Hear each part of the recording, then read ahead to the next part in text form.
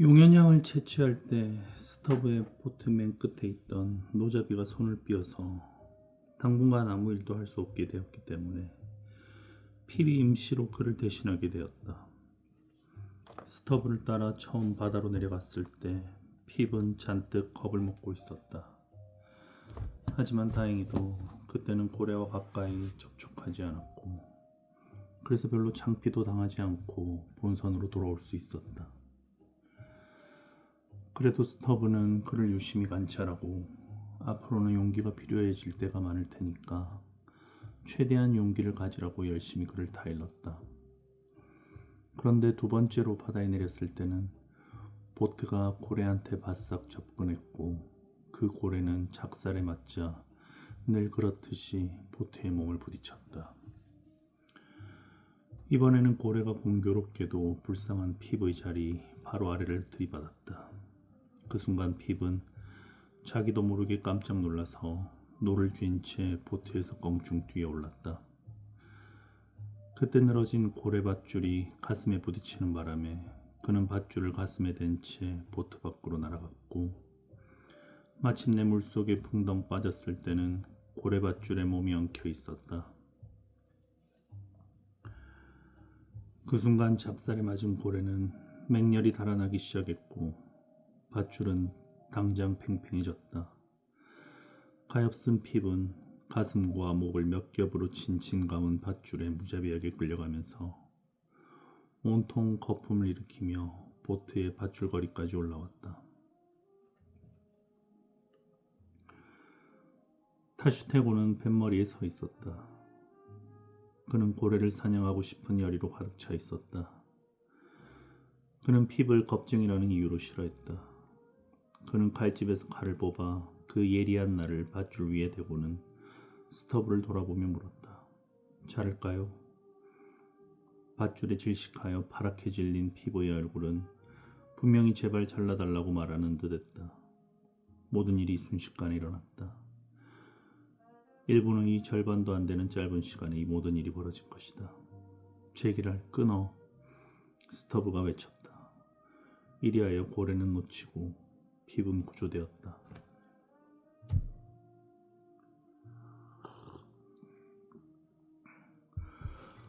이 불쌍한 검둥이 소녀는 정신이 들자마자 빗발치는 선원들의 포함과 욕설을 뒤집어 써야 했다. 스토브는 이런 악담이 사라질 때까지 잠자코 기다렸다가 분명하고 사무적인 어조로 하지만 여전히 반은 익살스럽게 공식적으로 핍을 나무랐다. 그리고 꾸지람이 끝나자 비공식적으로 유익한 충고를 많이 해주었다. 그 충고의 내용은 보트에서 절대로 뛰어내리지 말라는 것이었다. 하지만 건전한 충고가 다 그렇듯이 그 나머지는 별로 명확하지 않았다. 포경에서는 일반적으로 보트에 달라붙어라가 진정한 좌우명이지만 때로는 보트에서 뛰어내려라가 훨씬 나은 경우도 있다. 그런데 스토브는 양심적으로 충고해 주었다가는 나중에 핍이 걸핏하면 바다에 뛰어들 여지를 너무 많이 주게 된다는 것을 알아차린 듯 갑자기 충고를 그만두고 단호한 명령으로 말을 맺었다. 핍, 보트에 달라붙어. 분명히 말해두겠는데 네가 바다에 뛰어들더라도 나는 절대로 건져주지 않을 거야. 너 같은 놈 때문에 고래를 놓칠 수는 없으니까. 네가 엘라베마에서 팔릴 값보다 고래 한 마리가 30배나 더 비싸게 팔린단 말이다. 그걸 명심해서 앞으로는 절대로 무에 뛰어들지 마. 여기서 스토브가 간접적으로 암시한 것은 인간이 동료를 사랑하긴 하지만 인간은 돈을 버는 동물이기 때문에 그 성향이 자비심을 방해하는 경우가 너무 많다는 것이었다. 그러나 우리는 모두 신의 손안에 있다. 그리고 핍은 다시 물에 뛰어들었다. 그것은 첫 번째와 아주 비슷한 상황이었다. 하지만 이번에는 핍이 밧줄을 가슴에 대지 않았기 때문에 고래가 달아나기 시작하자 핍은 여행자가 서두르다가 놓고 간 트렁크처럼 바다에 내버려지고 말았다. 아, 스토브는 자기가 한 말에 지나치게 충실했다. 푸른 하늘이 펼쳐진 아름답고 화창한 날이었다. 반짝이는 바다는 잔잔하고 시원했다. 사방으로 저 멀리 수평선까지 뻗어있는 바다는 금박세공사가 얇은 판을 최대한 두드려 편 것 같았다. 그 바다에서 까딱거리며 오르내리는 피부의 검은 머리는 정향 봉우리처럼 보였다. 피비 순식간에 고물에서 떨어졌을 때 아무도 칼을 빼들지 않았다. 스터브는 무정하게도 그에게 등을 돌리고 있었고 고래는 날개라도 달린 것처럼 빠르게 달아났다. 3분도 지나기 전에 핍과 스터브 사이에는 망망한 바다가 1마일이나 가로놓였다. 불쌍한 핍은 바다 한가운데에서 그의 곱슬곱슬한 검은 머리를 태양 쪽으로 돌렸다. 태양도 역시 그렇게 높은 하늘에서 그처럼 찬란하게 빛나고 있었지만 핍과 마찬가지로 외롭게 버려진 미아였다. 온화한 날씨에 넓은 바다에서 헤엄치는 것은 익숙한 사람에게는 육지에서 스프링 달린 마차를 타고 달리는 것만큼 쉬운 일이다. 하지만 무서운 고독감은 견딜 수 없다. 그렇게 무정하고 드넓은 바다 한가운데에서 한 점에 집중하는 자, 오 신이여, 그것을 누가 알겠나이까? 바람 한 점 없는 날, 선원들이 바다에서 헤엄칠 때 어떻게 하는지를 유심히 보라. 그들은 본선 옆에 바싹 붙어서 배전을 따라서만 헤엄치려 한다. 그런데 스터브는 정말로 불쌍한 검둥이 꼬마를 운명에 내맡겨 버렸는가? 아니, 적어도 그럴 걱정은 아니었다. 보트 두 척이 뒤따라오고 있었으니까 당연히 그들이 핍에게 재빨리 다가가서 건져줄 거라고 생각한 게 분명했다. 물론 그와 비슷한 상황에서 쓸데없이 겁을 먹고 위험을 자초한 노잡이를 고래잡이들이 언제나 동정하는 것은 아니다. 또한 그런 일은 드물지 않게 일어난다. 복영업계에서는 이른바 겁쟁이는 해군과 육군 특유의 무자비한 경멸의 대상이 된다. 그러나 그 보트들은 핍을 보기 전에 벼랑간 고래떼가 한쪽 옆에 가까이 있는 것을 발견하고 방향을 바꾸어 고래들을 추적했다. 스터브의 보트는 이제 너무 멀리 떨어져 있었고 스터브와 그의 선원들은 모두 고래의 열중에 있어서 핍을 둘러싼 수평선은 무참하게도 점점 넓어져 갈 뿐이었다. 그런데 천만 뜻밖에도 본선이 나타나 그를 구출했다. 하지만 그때부터 이 흑인 소녀는 백지처럼 가판 위를 거닐게 되었다. 적어도 사람들은 그렇게 이야기하고 있다. 바다는 조롱하듯 그의 유한한 육체만 물 위에 띄었고 영원한 영혼은 익사시키고 만 것이다. 하지만 완전히 익사시키지는 않았다. 영혼을 산채로 놀랄 만큼 깊은 곳까지 끌고 내려갔다. 거기서는 왜곡되지 않은 원초적 세계의 낯선 형상들이 그의 생기 없는 눈앞을 미끄러지듯 이리저리 오가고 있었다. 그리고 지혜라는 이름의 인색한 인어왕자가 산더미처럼 쌓인 자신의 보물을 드러냈다. 즐겁고 무정하고 항상 젊은 영혼의 세계에서 핍은 신처럼 언제나 존재하는 수많은 산호충을 보았다. 그것들은 물로 이루어진 창공에서 거대한 천체를 들어올렸다. 핍은 신의 발이 배틀의 디딤판을 밟고 있는 것을 보고 그렇게 말했기 때문에 동료 선원들은 그가 미쳤다고 생각했다.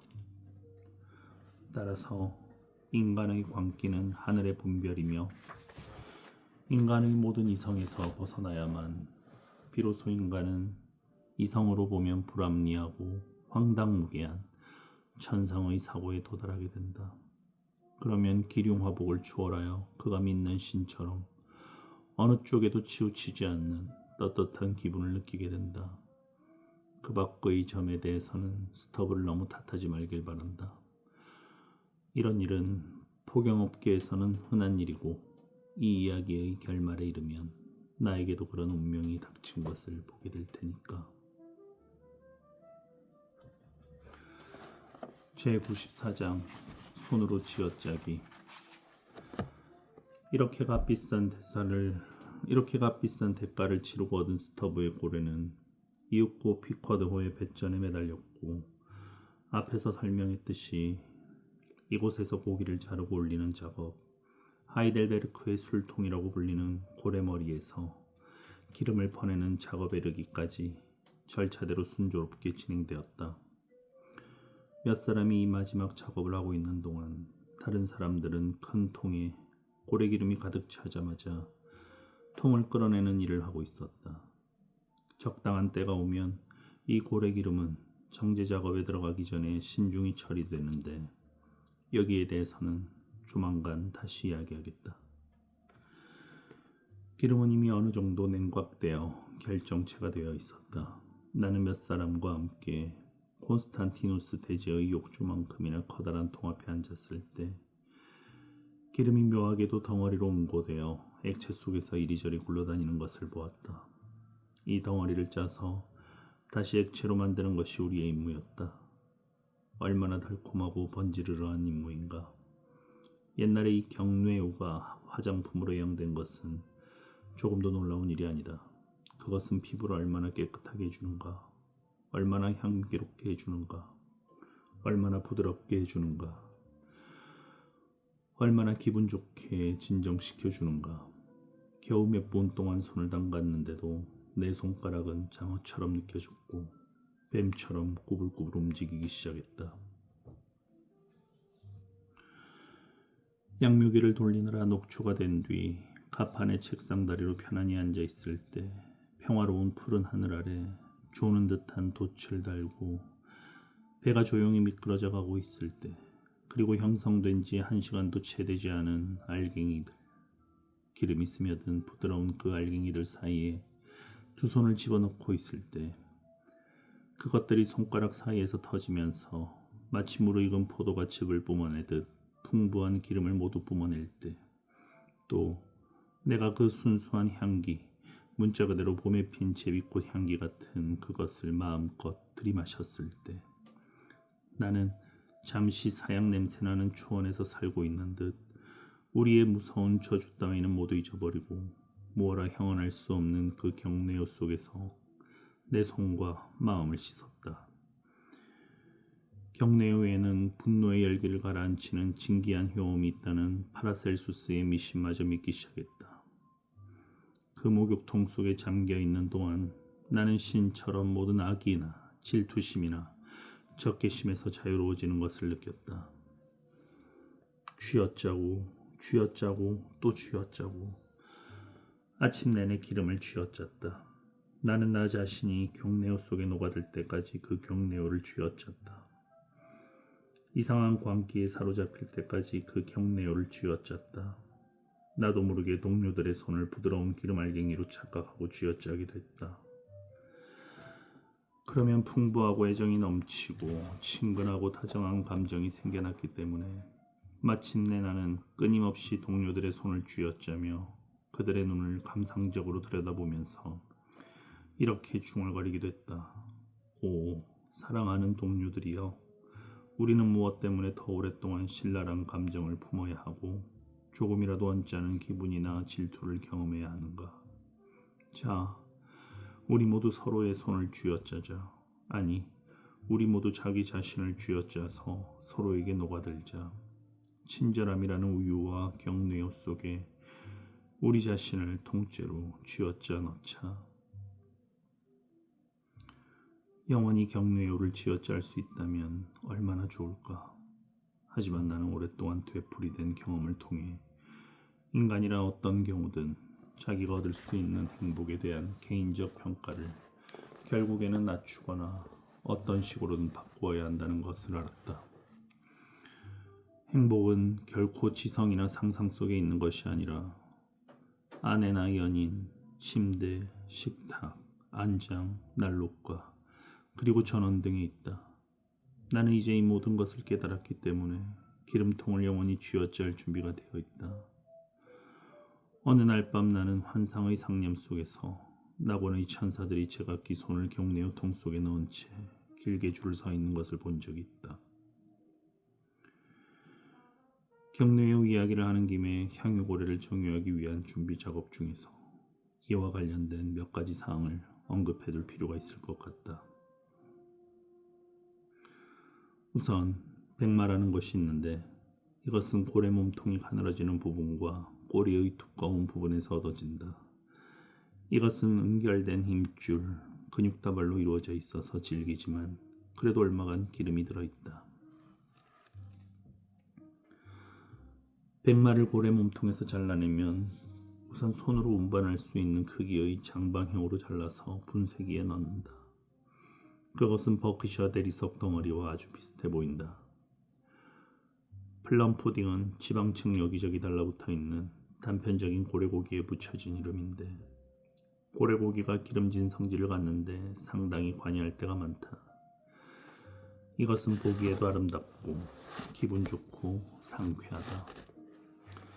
이름만 보아도 알 수 있듯이 색깔도 아주 화려해서 눈처럼 하얀색과 황금색으로 뒤덮인 바탕에 선명한 진홍색과 자주색 반점이 흩뿌려져 있다.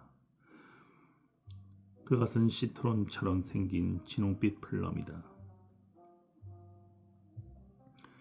아무리 참으려 해도 먹고 싶은 마음을 억누르기가 어렵다. 솔직히 말하면 나는 한번 압도대 뒤에 숨어서 그것을 맛본 적이 있는데 그 맛은 뚱부왕 누이가 맛보았을 사슴 넓적다리 고기로 만든 커틀릿, 그것도 사슴 사냥철이 시작된 첫날 잡힌, 게다가 샹파뉴 지방의 포도원에서 보기 드물게 좋은 포도가 수확된 해에 잡힌 사슴이라면 이런 맛일지도 모른다는 생각이 들 정도였다. 이 작업 과정에서 나오는 물질이 또 하나 있는데 이것은 아주 기묘해서 적절히 설명하기가 매우 어렵다. 이것은 곤죽이라고 불리는데 원래 고래잡이들이 붙인 이름이지만 이 물질의 성질을 잘 나타내고 있다. 이것은 이루 말할 수 없이 질척거리고 시로리처럼 늘어나는 끈적끈적한 물질이고 오랫동안 경뇌효를 짜서 다른 통으로 옮긴 뒤에 경뇌효 통에서 발견되는 경우가 가장 많다. 나는 이것이 놀랄 만큼 얇은 경뇌의 막이 찢어졌다가 다시 합쳐진 것이라고 생각한다.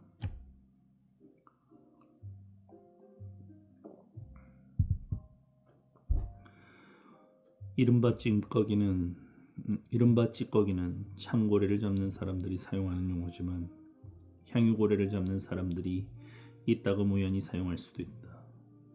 이것은 그린란드 고래나 참고래의 등에서 긁어낸 검고 끈적끈적한 악교질 물질이며 거리의 대부분은 그 저급한 고래를 잡는 저 열등한 속물들의 간판을 뒤덮고 있다. 집게라는 낱말은 엄밀히 말하면 고래의 고유한 용어는 아니다. 그러나 고래잡이들이 사용하면 고래의 고유한 용어가 된다. 고래잡이들이 말하는 집게는 고래 꼬리의 가느다란 부분에서 잘라낸 짧고 질긴 힘줄인데 두께는 평균 1인치이고 크기는 괭이의 쇠붙이 부분과 비슷하다. 기름투성이 갑판에 그 끝을 댄 채 끌고 가면 가죽걸레처럼 작동하는데 뭐라 말할 수 없는 매력으로 마술처럼 온갖 불순물을 꿰어서 함께 끌고 가는 것이다. 그러나 잘 알려지지 않은 이 물질들에 대해 알고 싶으면 당장 지방실로 내려가 그곳에서 일하는 사람들과 오랫동안 이야기를 나누는 것이 상책이다. 이곳은 앞에서 말한 바와 같이 고래에서 벗겨낸 지방층을 저장하는 곳이다. 이곳에 저장된 지방층을 자를 때가 되면 이 방은 처음 보는 사람에게는 공포의 현장이 된다. 특히 밤중에는 무시무시하다. 한쪽에는 희미한 등불이 켜져 있고 일꾼들이 일할 공간이 마련되어 있다. 그들은 대개 짝 창과 갈고리를 든 사람과 고래삽을 든 사람을 지어 일한다. 포경용 창은 전함에 탑재된 것 같은 이름을 무기와 비슷하고 갈고리는 보트를 끌어당길 때 쓰는 갈고리 장대와 비슷하다. 갈고리를 가진 사람은 지방층을 갈고리로 찍어서 배가 흔들려도 미끄러지지 않게 하려고 애쓴다. 그동안 고래삽을 가진 사람은 지방층 위에 올라서서 그것을 수직으로 잘라 운반할 수 있는 크기의 조각으로 나눈다. 이 삽은 숫돌에 최대한 날카롭게 간다. 고래삽을 쓰는 사람은 맨발이다. 그가 딛고 있는 지방층은 걸핏하면 썰매처럼 그의 발밑에서 미끄러져 나간다. 그가 자신의 발가락이나 동료의 발가락을 잘라내면 당신은 깜짝 놀라겠는가? 지방실에서 일하는 노련한 일꾼들은 발가락 수가 보통 사람보다 적다.